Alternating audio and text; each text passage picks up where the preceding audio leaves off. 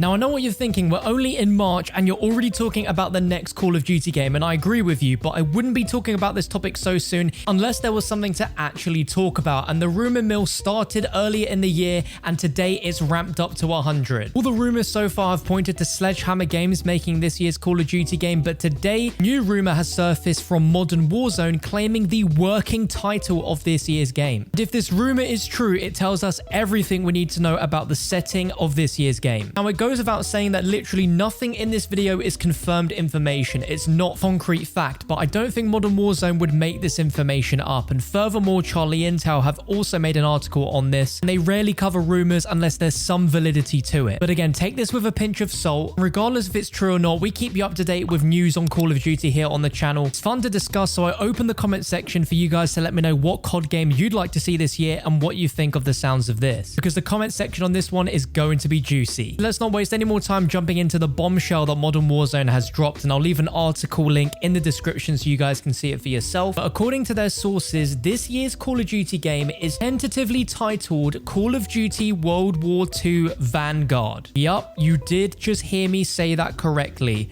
COD World War II Vanguard. Now, according to Modern Warzone, this is clearly a code name or a working title for the game and will likely be changed in the future, but there is also a chance that this could be the final name for the game. But regardless if the name is the final name or not, one thing's clear is the setting of this game. One thing to back up Modern Warzone's claims is notorious leaker Victor Z, who is pretty well known in the Call of Duty community for accurately leaking information in gaming, including Call of Duty. He accurately stated that the Cold War reveal trailer back in August would include a 10-second multiplayer preview, which it did, but he tweeted this on February 17th, which was just a picture of the Call of Duty World War II artwork with a sledgehammer emoji, referring to the fact that Sledgehammer Games are making this year's Call of Duty. There's been so many rumors over the past few months, even in this year alone, about Sledgehammer making this game. Originally a tweet from Tom Henderson back on the 3rd of January, and Modern Warzone following up with that with a tweet on February 9th, and then Victor Z pretty much sealing the deal a week later. Now, what's really interesting is Modern Warzone have also previously reported that parts of this game will take place in the 1950s. Considering the Second World War ended in 1945, it's going to be very interesting to see how that makes narrative sense. There's been a lot of talk about this game also featuring parts of the Korean War due to that time frame, but Modern Warzone is saying that the World War II setting is accurate as they understand it,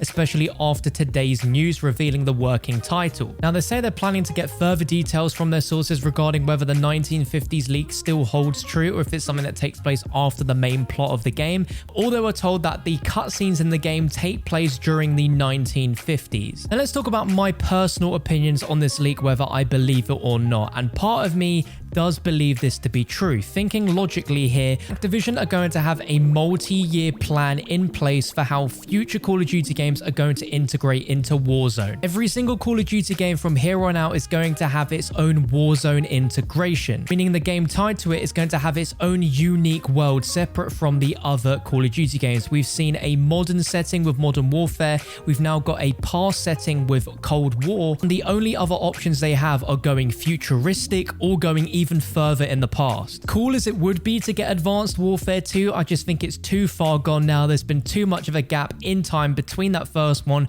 for a second one to make sense. The only time setting that seems suitable is to go even further back than the 80s and go to the 40s and 50s. We've not even seen the Cold War version of the Warzone map yet, but you can bet when this game comes out, it will have plans for its own unique themed map that fits the setting, the time period, as well as the weapons. But with this title, World War II Vanguard, it pretty much sounds like it could be an actual sequel to Call of Duty World War II from 2017, literally World War II 2. Another point to why I believe that this could be true is looking at just how well Call of Duty World War II sold. In your mindset back to 2017, this was off the cusp of getting 3 futuristic games back to back, and everyone just wanted a boots on the ground experience in the past rather than the future, and that's exactly what what we got. People were very happy to return back to where Call of Duty first began, and it sold about 20 million copies, which back in December of 2020 made it the 9th best-selling Call of Duty game. Probably doesn't sound like a lot, but when you rank that up against the likes of COD 4, Advanced Warfare, Modern Warfare 2, it was still super strong. Let's dive into personal opinion. I'd love to know what your thoughts are in the comments. I want to hear it right now, but my opinion is it must be really tough as a games developer to know exactly what the community wants, because you've got to bear in mind that these games are created about 2 to 3 years before we actually get our hands on them. So in a way, these studios almost have to sort of predict the future on what the people want ahead of when their game is actually ready and what people expect and want at that point. Back in 2017, people were so desperate for a historic boots on the ground game that they couldn't have timed creating that game any better. When it came to Advanced Warfare, Sledgehammer created that game, 2 to 3 years ahead of 2014 when it released, where people were desperate for change in Call of Duty. And it's crazy because when Advanced Warfare came out, everyone was flaming Sledgehammer Games over jetpacks, but years later now, I think all of us would actually like to see another COD with a futuristic era and jetpacks. At the end of the day, I think it's an impossible task to try and please absolutely everybody. Me personally, I thought Call of Duty World War II was a decent Call of Duty game, but that was it. I thought the setting was fantastic, and what they did with that setting was very authentic to it. And I'm someone that really only buys Call of Duty games for the zombies mode every single year, and I thought the zombies mode in World War II just wasn't very good. It didn't keep me hooked for very long. I do enjoy playing multiplayer from time to time, and World War II probably had one of the most balanced multiplayer experiences, but just didn't really do enough to keep me going back and playing it. I know a lot of you watching this video will disagree with me and say that you had an amazing experience with the multiplayer,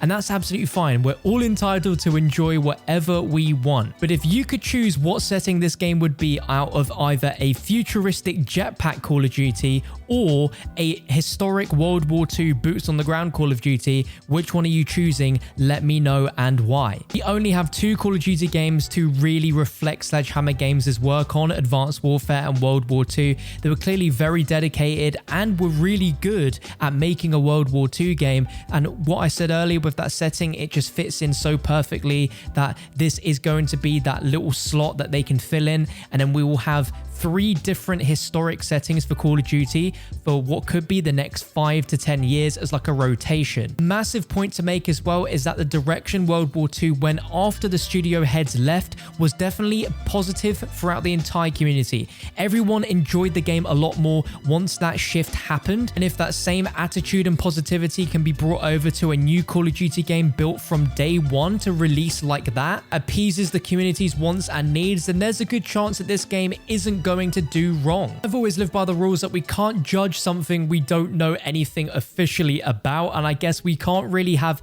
an opinion on this yet until we see it. We can only speculate and assume what this game is going to be like, but until we actually see it and learn official details, you can't just write something off that quick. Now, when are we going to get any sort of announcement or reveal? Well, normally we get them in May, but of course, last year changed everything, where instead we got a very late reveal for Cold War in August after a massive reveal Easter egg lead up with an in-game reveal inside of Warzone, and there's no doubt that Activision are going to do that again. Warzone is their biggest advertising platform, will get the most eyes onto whatever they want to promote, so it's definitely going to happen again in Warzone, and I wouldn't be surprised if we don't see anything until August again, just like we saw with Cold War. But yeah, this was definitely a video I wasn't expecting to make, news I wasn't expecting to hear. I'm very curious to see if Zombies mode makes a return in this game, because obviously it was left on a massive cliffhanger back in World War II. This would be the first non-Treyarch game of recent times to include a Zombies mode, as Modern Warfare didn't have it. I think the words to sum up this news, if it's true, is very interesting. If we learn any more details about this year's game, I'll be sure to keep you guys updated here on the channel, so be sure to subscribe with the bell tick so you don't miss out. Like the video while you're at it, and be sure to check out Modern Warzone's article linked in the description, as well as their Twitter. Thank you so much for watching, guys. I'll see you for another video very, very soon.